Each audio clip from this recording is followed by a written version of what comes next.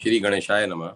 श्री हरि संक्षिप्त भविष्य पुराण उत्तर पर्व मदन द्वादशी व्रत में मरुदगणों का आख्यान।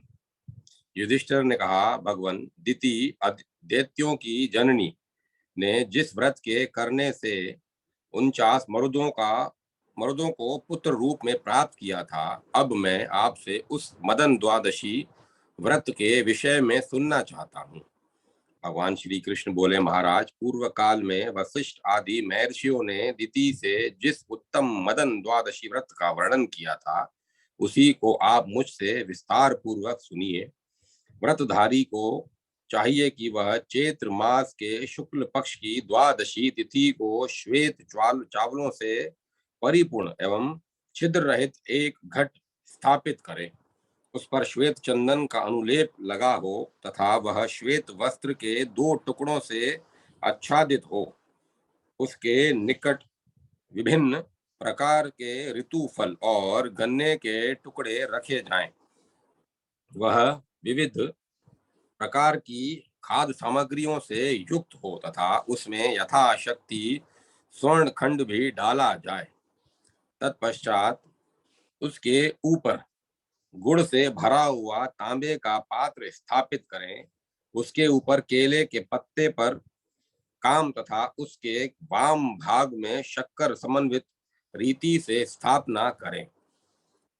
फिर गंध धूप आदि उपचारों से उनकी पूजा करें और गीत वाह तथा भगवान विष्णु की कथा का आयोजन करें। प्रातः काल वह घट ब्राह्मणों को दान कर दें। पुनः भक्ति पूर्वक ब्राह्मणों को भोजन कराकर स्वयं भी नमक रहित भोजन करें और ब्राह्मणों को दक्षिणा देकर इस प्रकार उच्चारण करें, जो संपूर्ण प्राणियों के हृदय में स्थित रहकर आनंद नाम से कहे जाते हैं, वे काम रूपी भगवान जनार्दन मेरे इस अनुष्ठान से प्रसन्न हो। इस विधि से प्रत्येक मास में मदन द्वादशी व्रत का अनुष्ठान करना चाहिए। व्रती को चाहिए कि वह द्वादशी के दिन आमलक फल खाकर भूतल पर शयन करे और त्रयोदशी के दिन अविनाशी भगवान विष्णु का पूजन करें। 13वां महीना आने पर घृतधेनु सहित एवं समस्त सामग्रियों से संपन्न शैया कामदेव की स्वर्ण निर्मित प्रतिमा और श्वेत रंग की दुधारू गौ ब्राह्मण को समर्पित करें। उस समय शक्ति के अनुसार वस्त्र एवं आभूषण आदि द्वारा सपत्नीक ब्राह्मण की पूजा करके उन्हें शैया और सुगंध आदि प्रदान करते हुए ऐसा कहना चाहिए, आप प्रसन्न हो। तत्पश्चात उस धर्मज्ञ व्रती को कामदेव के नामों का कीर्तन करते हुए गौ दुग्ध से बनी हुई हवि और श्वेत तिलों से हवन करना चाहिए। पुनः कृपणता छोड़कर ब्राह्मणों को भोजन कराना चाहिए और उन्हें यथाशक्ति गन्ना तथा पुष्पमाला प्रदान कर संतुष्ट करना चाहिए। जो इस विधि के अनुसार इस मदन द्वादशी व्रत का अनुष्ठान करता है, वह समस्त पापों से मुक्त होकर भगवान विष्णु की समता को प्राप्त कर सकता है तथा इस लोक में श्रेष्ठ पुत्रों को प्राप्त कर सौभाग्य फल का उपभोग करता है। दिति के इस व्रतानुष्ठान के प्रभाव से प्रभावित होकर महर्षि कश्यप उसके निकट पधारे और परम प्रसन्नता पूर्वक उन्होंने उसे पुनः रूप यौवन से संपन्न तरुण बना दिया और वर मांगने के लिए कहा।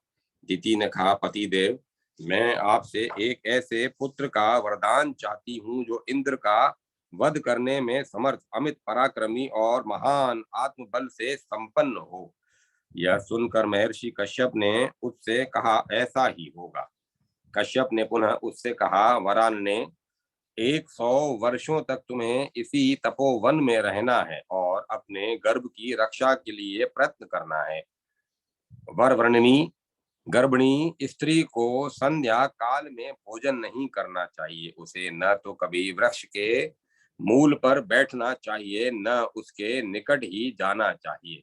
वह घर की सामग्री मूसल ओखले आदि पर न बैठे, जल में घुसकर स्नान न करे, सुनसान घर में न जाए, लोगों के साथ वाद विवाद न करे और शरीर को तोड़े मरोड़े नहीं। वह बाल खोलकर न बैठे, कभी अपवित्र न रहे, उत्तर दिशा में सिराना करके एवं कहीं भी नीचे सिर करके न सोए, न नंगी होकर रहे, न उद्विग्रचित रहे, न कभी भीगे चरणों से शयन करे, अमंगल सूचक वाणी न बोले, अधिक जोर से हंसे नहीं, नित्य मांगलिक कार्यों में तत्पर रहकर गुरुजनों की सेवा करे और आयुर्वेद द्वारा गर्भिणी के स्वास्थ्य के लिए उपयुक्त बतलाई गई है संपूर्ण औषधियों से युक्त गुनगुने गर्म जल से स्नान करे, बुरी स्त्रियों से बातचीत न करे, कपड़े से हवा न ले, मृतवत्सा स्त्री के साथ न बैठे, दूसरे के घर में न जाए, जल्दी जल्दी न चले, महानदियों को पार न करे, भयंकर और विभत्स दृश्य न देखे, अजीर्ण भोजन न करे, कठिन व्यायामादि न करे, औषधियों द्वारा गर्भ की रक्षा करती रहे, हृदय में मात्सर्य भाव न रखे। जो गर्भिणी स्त्री विशेष रूप से इन नियमों का पालन करती है, उसका उस गर्भ से जो पुत्र उत्पन्न होता है वह शीलवान एवं दीर्घायु होता है। इन नियमों का पालन न करने पर निस्संदेह गर्भपात की आशंका बनी रहती है। प्रिय, इसीलिए तुम इन नियमों का पालन करके अपने गर्भ की रक्षा का प्रयत्न करो, तुम्हारा कल्याण हो। अब मैं जा रहा हूँ। दिति के द्वारा पति की आज्ञा स्वीकार कर लेने पर महर्षि कश्यप वहीं अंतर ध्यान हो गए। तब दिति नियमों का पालन करती हुई समय व्यतीत करने लगी। कालांतर में दिति को 49 पुत्र मरुदगण प्राप्त हुए। राजन, इस प्रकार से जो भी नारी इस मदन द्वादशी व्रत का अनुष्ठान करेगी वह पुत्र प्राप्त कर पति के सुख को प्राप्त करेगी।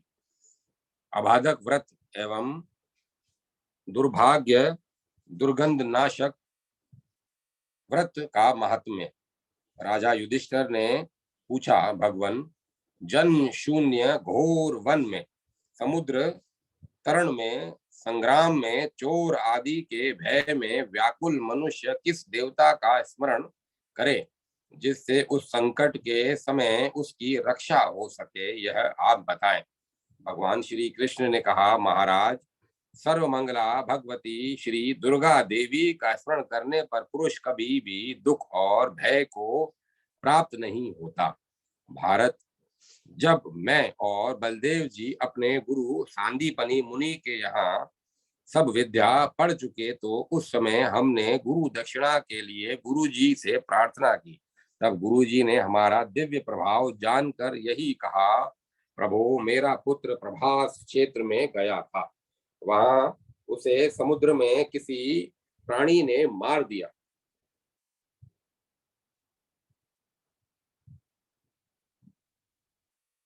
उसी पुत्र को गुरु दक्षिणा के रूप में मुझे प्राप्त कराओ। तब हम यमलोक में गए और वहां से गुरु पुत्र को लेकर गुरु जी के समीप आए तथा गुरु दक्षिणा के रूप में उनका पुत्र उन्हें समर्पित कर दिया। तदंतर गुरु को प्रणाम कर जब हम चलने लगे तब गुरु जी ने कहा, पुत्रों, इस स्थान में तुम अपने चरणों का चिन्ह बना दो। हमने गुरु की आज्ञा अनुसार वैसा ही किया। फिर हम वापस घर गए। उसी दिन बलराम जी के दक्षिण पाद का मध्य में सर्व मंगला का और मेरे वाम चरण चिन्ह का पुत्र प्राप्ति की कामना से अथवा अपनी इच्छाओं की पूर्ति के लिए सभी वहां पूजन करते हैं। प्रत्येक मास को शुक्ल पक्ष की त्रयोदशी को एक भुक्त नत व्रत अथवा उपवास रहकर मृत्तिका या स्वर्ण की इनकी प्रतिमा बना करके गंध पुष्प धूप दीप नैवेद्य मधु आदि से जो स्त्री अथवा पुरुष पूजन करता है वह संपूर्ण पापों से मुक्त हो स्वर्ग में निवास करता है। राजा युधिष्ठिर ने पुनः पूछा, यदु शार्दुल, ऐसा कौन व्रत है जिसके आचरण से शरीर का दुर्गंध नष्ट हो जाए और दुर्भाग्य भी दूर हो जाए? भगवान श्री कृष्ण ने कहा, महाराज, इसी प्रश्न को रानी विष्णु भक्ति ने जातुकर्ण्य मुनि से पूछा था। तब उन्होंने उनसे कहा, देवी, ज्येष्ठ मास के शुक्ल पक्ष की त्रयोदशी में पवित्र जलाशय में स्नान करें और शुद्ध स्थान में उत्पन्न श्वेत आक रक्त करवीर तथा निम्ब वृक्ष की पूजा करें। ये तीनों वृक्ष भगवान सूर्य को अत्यंत प्रिय हैं। प्रातः काल सूर्य उदय हो जाने पर भगवान सूर्य का दर्शन कर उनका अपने हृदय में ध्यान करें। अनंतर पुष्प नैवेद्य धूप आदि उपचारों से उन वृक्षों की पूजा करें और पूजन के अनंतर उन्हें नमस्कार करें। राजन, इस विधि से जो स्त्री पुरुष इस व्रत को करते हैं उनके शरीर की दुर्गंधी तथा उनका दुर्भाग्य दोनों दूर हो जाते हैं और वे सौभाग्यशाली हो जाते हैं। धर्मराज का समराधन व्रत।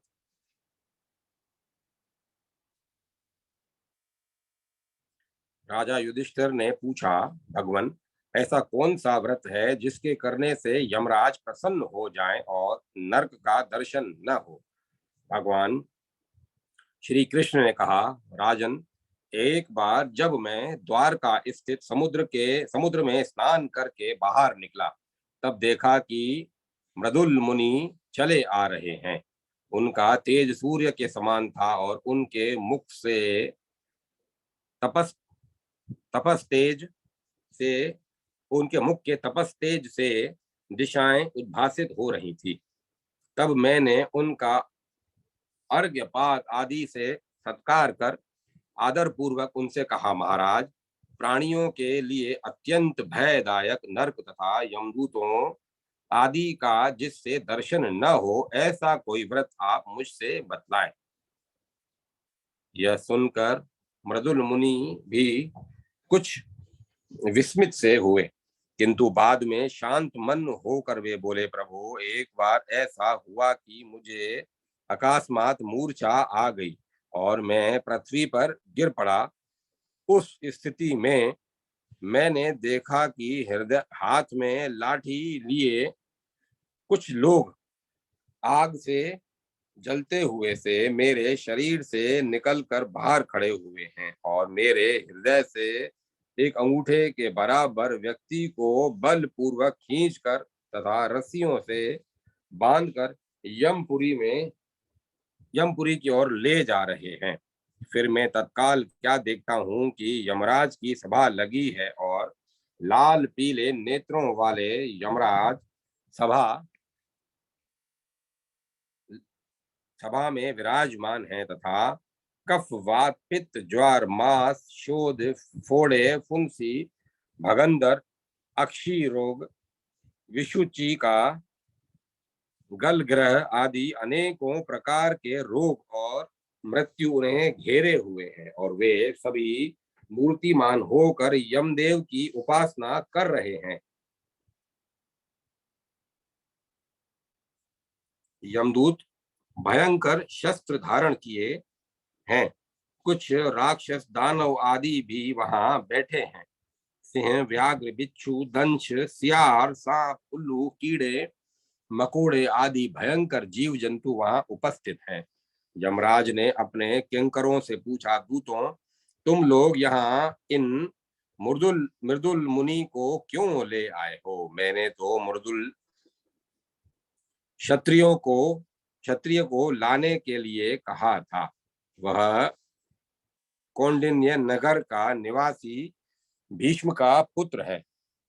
उसकी आयु समाप्त हो चुकी है। इन मुनि को तत्काल छोड़ दो और उसे ही ले आओ। यह सुनकर वे दूत कौंडिन्य नगर गए, किंतु वहां राजा मृदुल के में मृत्यु के कोई लक्षण न देकर भ्रांत होकर पुनः यमराज के पास वापस आए और उन्होंने सारा वृतांत यमराज को बता दिया। इस पर यमराज ने उनसे कहा, दूतों, जिन पुरुषों ने नर कीर्ति विनाशिनी त्रयोदशी का व्रत किया है, नरकार्ति विनाशिनी त्रयोदशी का व्रत किया है, उन्हें यम किंकर नहीं देख पाते। इसीलिए तुम लोगों ने राजा मृदुल को पहचाना नहीं। पुनः यमदूतों द्वारा व्रत के विधान को पूछे जाने पर यमराज ने उनसे कहा, मार्गशीर्ष मास के शुक्ल पक्ष की त्रयोदशी को, जब रविवार एवं मंगलवार न हो, तब उस दिन 13 विद्वान और पवित्र ब्राह्मणों तथा एक पुराण वाचक का वर्ण करके पूर्वान काल में उन ब्राह्मणों को उत्तराभिमुख पवित्र आसन पर बैठाएं। तिल तेल से उनका अभ्यंग करके गंध काशाय तथा हल्के गर्म जल से उन्हें पृथक पृथक स्नान कराएं और उनकी सेवा शुश्रूषा करें। अनंतर पूर्वाभिमुख बैठा कर उन्हें शाल्यन, मृदान, गुड़ के अपूप तथा सुपक व्यंजन आदर पूर्वक खिलाएं।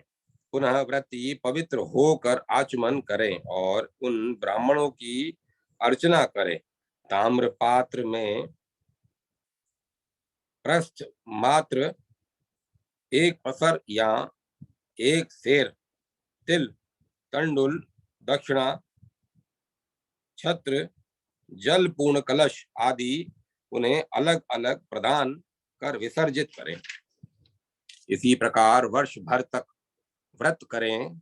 कोई मानव यदि आदर पूर्वक एक बार भी इस व्रत को कर ले तो वह मेरे यमलोक का दर्शन नहीं करता, वह मेरी माया से अदृश्य रहता है। अंत में विमान द्वारा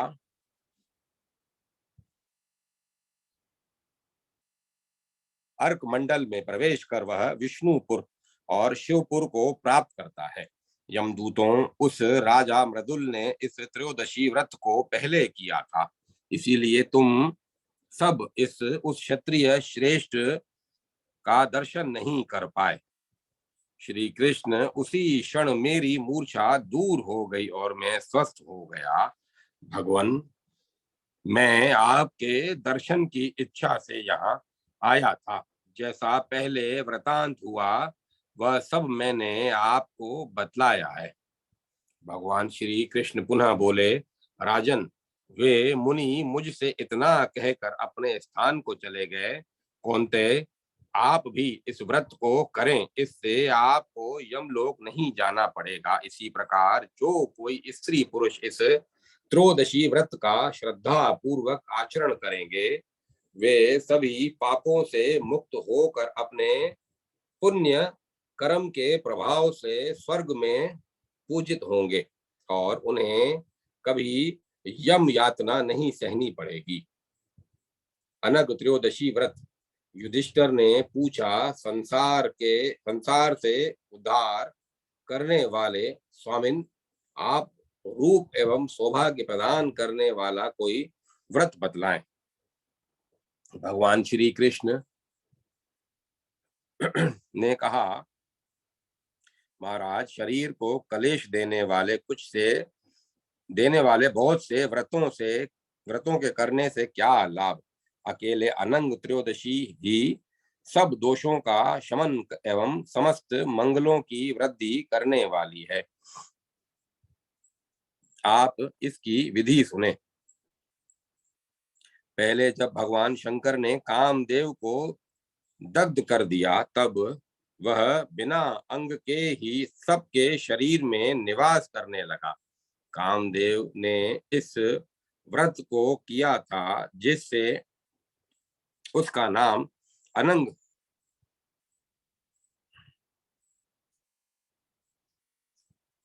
त्रयोदशी पड़ा। इस व्रत में मार्गशीर्ष मास के शुक्ल पक्ष की त्रयोदशी को नदी तड़ांग आदि में स्नान करें। जितेंद्रिय हो, पुष्प धूप दीप नैवेद्य और कालोद्भुत फलों से भगवान शंकर का शशि शेखर नाम से पूजन करें तथा तिल सहित अक्षतों से हवन करें। रात्रि को मधु प्राशन कर सो जाएं।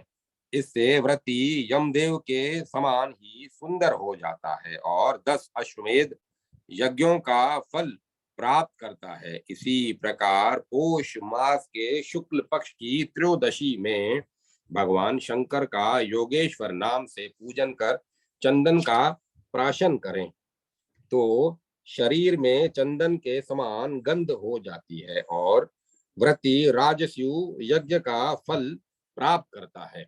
माघ मास के शुक्ल पक्ष की त्रयोदशी को भगवान शंकर का माहेश्वर नाम से पूजन कर मोती का चूर्ण भक्षण करें तो उत्तम सौभाग्य प्राप्त करता है। इसी प्रकार फाल्गुन में हरेश्वर नाम से पूजन कर कंकोल का प्राशन करने से अतुल सौंदर्य प्राप्त होता है। चैत्र में स्वरूपक नाम से पूजन करने और कपूर प्राशन करने से व्रती चंद्र के तुल्य मनोहर हो जाता है एवं महान सौभाग्य प्राप्त करता है। वैशाख में महारूप नाम से पूजन कर जाति फल जाय फल का प्राशन करें। इससे उत्तम फल की प्राप्ति होती है और उसके सब काम सफल हो जाते हैं तथा वह सहस्त्र गोदान का फल प्राप्त कर ब्रह्मलोक में निवास करता है। ज्येष्ठ में प्रद्युम्न नाम से पूजन करें और लवंग का प्राशन करें। इससे उत्तम स्थान श्रेष्ठ लक्ष्मी और सभी सुख संपदाएं प्राप्त होती हैं तथा वह 108 वाजपेय यज्ञों का फल प्राप्त करता है। आषाढ़ में उमा भरता नाम से पूजन कर तिलोदक का प्राशन करें। इससे उत्तम रूप प्राप्त होता है और वह 100 वर्ष तक सुखी जीवन व्यतीत करता है। श्रावण में उमापति नाम से पूजन कर तिलों का प्राशन करें। इससे पौंड्रिक यज्ञ का फल प्राप्त होता है। भाद्रपद मास में सघो जात नाम से पूजन कर अगुरु का प्राशन करें। इससे वह भूमि पर सबका गुरु बनता है और पुत्र पौत्र धन आदि प्राप्त कर बहुत दिन संसार में सुख भोग कर अंत में विष्णु लोक में पूजित होता है।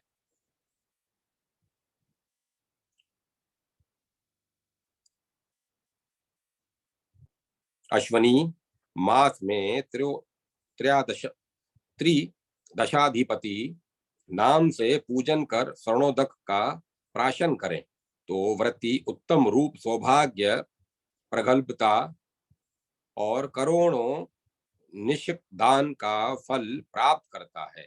कार्तिक में विश्वेश्वर नाम से पूजन कर दमन दोना फल का प्राशन करें तो व्रती अपने बाहुबल से समस्त संसार का स्वामी होता है और अंत में शिवलोक में निवास करता है। इस प्रकार वर्ष भर इस उत्तम व्रत का पालन कर पारणा करनी चाहिए।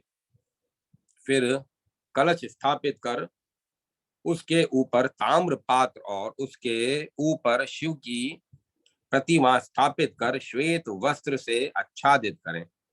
गंध पुष्प धूप दीप नैवेद्य आदि से उसका पूजन कर उसे शिव भक्त ब्राह्मण को प्रदान कर दें। साथ ही पैस्विनी, सवत्सा, गौ, छाता और यथाशक्ति दक्षिणा देनी चाहिए। इस प्रकार जो इस अनंग त्रयोदशी व्रत को करता है और व्रत पारणा के समय महान उत्सव करता है, वह निष्कटक राज्य, आयुष्य, बल, यश और तथा सौभाग्य प्राप्त करता है और अंत में शिवलोक में निवास करता है। पाली व्रत एवं रंभा कदली व्रत। राजा युधिष्ठिर ने कहा, भगवान, श्रेष्ठ स्त्रियां जल पूर्ण तड़ांगों और सरोवरों से किस निमित्त स्नान, दान आदि कर्म करती हैं, इसे आप बताएं। भगवान श्री कृष्ण बोले, महाराज, भाद्रपद मास के शुक्ल पक्ष की त्रयोदशी को बावली, कुएं, पुष्करणी तथा बड़े बड़े जलाशयों आदि के पास पवित्र होकर भगवान वरुण देव को अर्घ्य प्रदान करना चाहिए। व्रती को चाहिए कि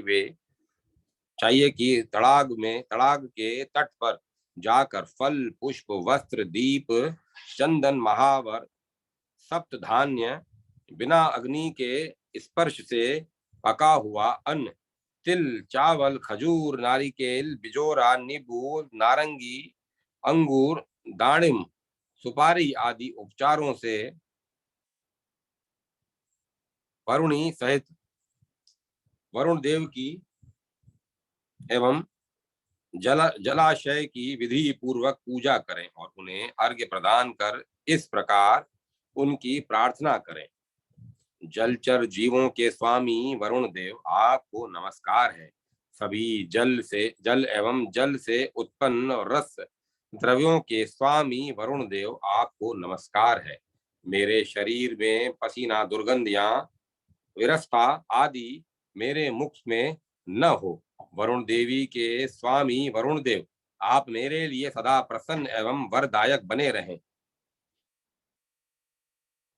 व्रती को चाहिए कि इस दिन बिना अग्नि के पके हुए भोजन अर्थात फल आदि का भोजन करे। इस विधि से जो पाली व्रत को करता है वह तत्क्षण सभी पापों से मुक्त हो जाता है, आयु, यश और सौभाग्य प्राप्त करता है तथा समुद्र के जल की भांति उसके धन का कभी अंत नहीं होता। भगवान श्री कृष्ण ने पुनः कहा, राजन, अब मैं ब्रह्मा जी की सभा में देव ऋषियों के द्वारा पूछे जाने पर देवल मुनि प्रोक्त रंभा व्रत का वर्णन कर रहा हूँ। यह भी भाद्रपद शुक्ल चतुर्दशी को ही होता है। सभी देवताओं, गंधर्वों तथा अप्सराओं ने भी इस व्रत का अनुष्ठान कर कदली वृक्ष को सादर अर्घ्य प्रदान किया था। व्रती को चाहिए कि इस चतुर्दशी को नाना प्रकार के फल, अंकुरित अन्नों, सप्त धान्य, दीप, चंदन, दही, दुर्वा, अक्षत, वस्त्र, पकवान, जायफल, इलायची तथा लवंग आदि उपचारों से कदली वृक्ष का पूजन कर उसे निम्नलिखित मंत्रों से अर्घ्य प्रदान करें। कदली देवी, आप अपने पत्तों से वायु के व्याज से ज्ञान एवं चेतना का संचार करती हुई सभी कामनाओं को देती हैं। आप मेरे शरीर में रूप, लावण्य, आरोग्य प्रदान करने की कृपा करें। आपको नमस्कार है। इसके अनंतर स्वयं पके हुए फल आदि का भोजन ग्रहण करें। जो भी पुरुष अथवा स्त्री भक्ति से इस व्रत को करती है उसके वंश में दुर्भगा, दरिद्रा, वंध्या, पापनी, विभचारिणी, कुल्टा, पुनर्भू, दृष्टा और पति की विरोधनी कोई कन्या नहीं उत्पन्न होती। इस व्रत को करने पर नारी सौभाग्य, पुत्र, पौत्र, धन, आयुष्य तथा कीर्ति आदि प्राप्त कर 100 वर्ष पर्यंत अपने पति के साथ आनंद पूर्वक रहती हैं। इस रंभा व्रत को गायत्री ने स्वर्ग में किया था। इसी प्रकार गौरी ने कैलाश में, इंद्राणी ने नंदन वन में, लक्ष्मी ने श्वेत दीप में, रागी ने रवि मंडल में, अरुंधति ने दारुवन में, स्वाहा ने मेरु पर्वत पर, सीता देवी ने अयोध्या में, वेदवती ने हिमालय पर और भानुमति ने नागपुर में इस व्रत को किया था। आग्नेयी शिव चतुर्दशी व्रत के प्रसंग में महर्षि अंगिरा का आख्यान। युधिष्ठिर ने पूछा, भगवन, प्राचीन काल में जब अग्निदेव अदृश्य हो गए, उस समय अग्नि का कार्य किसने किया और कैसे अग्नि ने पुनः अपना स्वरूप प्राप्त किया, इसे आप बतलाएं। भगवान श्री कृष्ण ने कहा, महाराज, एक बार उत्थय मुनि और अंगिरा मुनि का विद्या में और तप में परस्पर श्रेष्ठता के विषय में बहुत विवाद हुआ। इसका निश्चय करने के लिए दोनों ब्रह्मलोक गए और उन्होंने ब्रह्मा जी को सारा वृतांत बतलाया। ब्रह्मा जी ने उनसे कहा, तुम दोनों जाकर सभी देवताओं और परलोक को यहाँ बुला लाओ। सभी देवताओं और लोकपालों को यहाँ बुला लाओ, तब सभी ने के समक्ष इसका निर्णय किया जाएगा। ब्रह्मा जी का यह वचन सुनकर दोनों जाकर सभी देवता, ऋषि, गंधर्व, किन्नर, यक्ष, राक्षस, दैत्य, दानव आदि को बुला लाए, किंतु भगवान सूर्य नहीं आए। ब्रह्मा जी के पुनः कहने पर उदत्त मुनि सूर्य नारायण के समीप जाकर बोले, भगवन, आप शीघ्र ही हमारे साथ ब्रह्मलोक चलें। भगवान सूर्य ने कहा, मुने, हमारे चले जाने पर जगत में अंधकार छा जाएगा, इसीलिए हमारा चलना किस प्रकार हो सकता है, हम नहीं चल सकेंगे। यह सुनकर उथत्य मुनि वहां से चले आए और ब्रह्मा जी को सब वृतांत सुना दिया। तब ब्रह्मा जी ने अंगिरा मुनि से सूर्य भगवान को बुलाने के लिए कहा। अंगिरा मुनि ब्रह्मा जी की आज्ञा पाकर सूर्य नारायण के समीप गए और उनसे ब्रह्मलोक चलने को कहा। सूर्य नारायण ने वही उत्तर उनको भी दे दिया। तब अंगिरा ने कहा, प्रभु, आप ब्रह्मलोक जाएं, मैं आपके स्थान पर यहाँ रहकर प्रकाश करूंगा। यह सुनकर सूर्य नारायण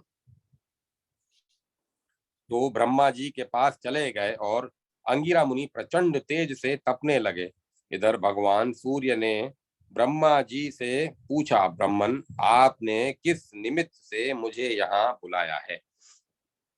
ब्रह्मा जी ने कहा, देव, आप शीघ्र ही अपने स्थान पर जाएं, नहीं तो अंगिरा मुनि संपूर्ण ब्रह्मांड को दग्ध कर डालेंगे। देखिए, उनके ताप से सभी लोग दग्ध हो रहे हैं। जब तक वे सब कुछ भस्म न कर डालें, उससे पूर्व ही आप प्रतिष्ठित हो जाएं। यह सुनते ही सूर्य भगवान पुनः अपने स्थान पर लौट आए और उन्होंने अंगिरा मुनि की स्तुति कर उन्हें विदा किया। अंगिरा पुनः देवताओं के समीप आए। देवताओं ने अंगिरा मुनि की स्तुति की और कहा, भगवन, जब तक हम अग्नि को ढूंढें, तब तक आप अग्नि के सभी कर्म कीजिए।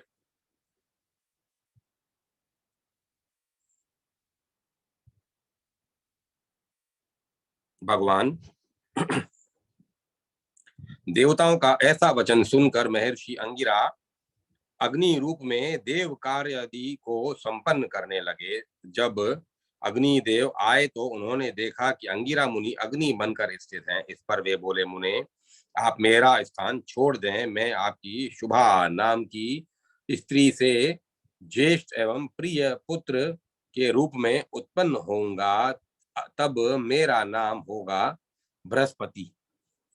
आपके और भी बहुत से पुत्र पौत्र होंगे। यह वर पाकर प्रसन्न हो महर्षि अंगिरा ने अग्नि का स्थान छोड़ दिया।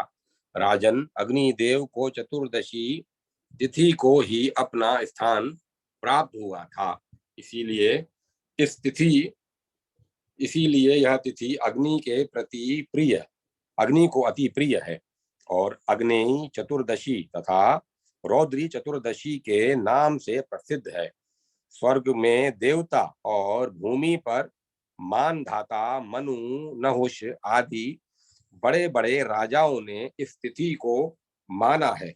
जो पुरुष युद्ध में मारे जाएं, सर्प आदि के काटने से मरे हों और जिसने आत्मघात किया हो, उनका इस चतुर्दशी तिथि में श्राद्ध करना चाहिए, जिससे वे सद्गति को प्राप्त हो जाएं।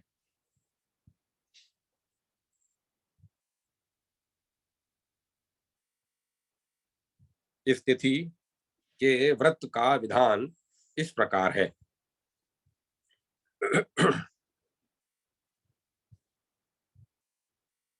चतुर्दशी को उपवास करें और गंध पुष्प धूप दीप नैवेद्य आदि से त्रिलोचन श्री सदाशिव का पूजन करें। रात्रि में जागरण करें। रात्रि में पंचगव्य का प्राशन कर भूमि पर ही शयन करें। तेल क्षार से रहित शामक सावा का भोजन करें।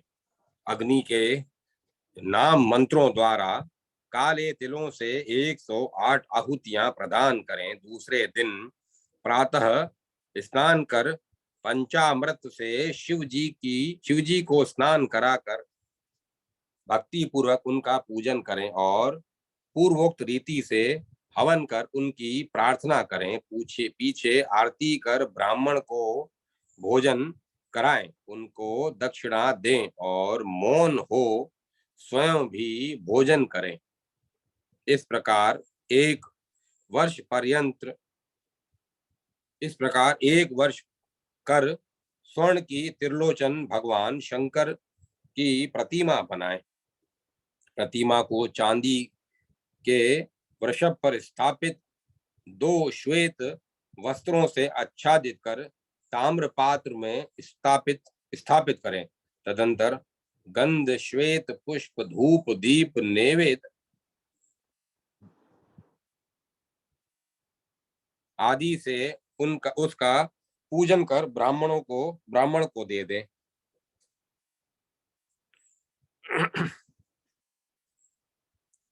जो 1 वर्ष तक इस व्रत को करता है, वह लंबी आयु प्राप्त कर अंत में तीर्थ में प्राण परित्याग कर शिवलोक में देवताओं के साथ विहार करता है।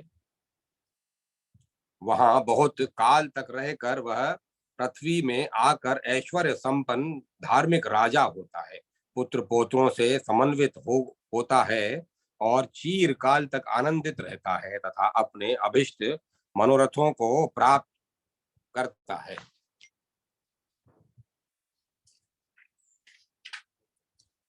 अनंत चतुर्दशी व्रत विधान।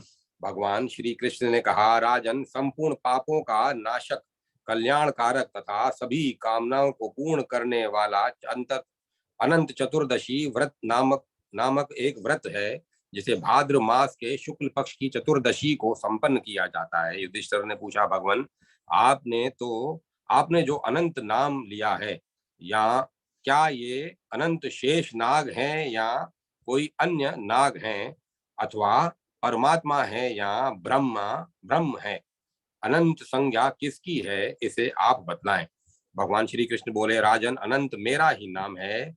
कला काष्ठा मुहूर्त दिन पक्ष मास ऋतु अयन संवत्सर युग तथा कल्प आदि काल विभागों के रूप में मैं ही अवस्थित हूँ। संसार का भार उतारने तथा दानवों का विनाश करने के लिए वसुदेव के कुल में मैं ही उत्पन्न हुआ हूँ। पार्थ, आप मुझे ही विष्णु जिष्णु हर शिव ब्रह्मा भास्कर शेष सर्वव्यापी ईश्वर समझिए और अनंत भी मैं ही हूँ। मैंने आपको विश्वास उत्पन्न करने के लिए ऐसा कहा है। युधिष्ठिर ने पुनः पूछा, भगवान, मुझे आप अनंत व्रत के महात्म्य और विधि को तथा इसे किसके लिए किया, इसे किसने पहले किया था एवं इस व्रत का क्या पुण्य है, इसे बतलाएं।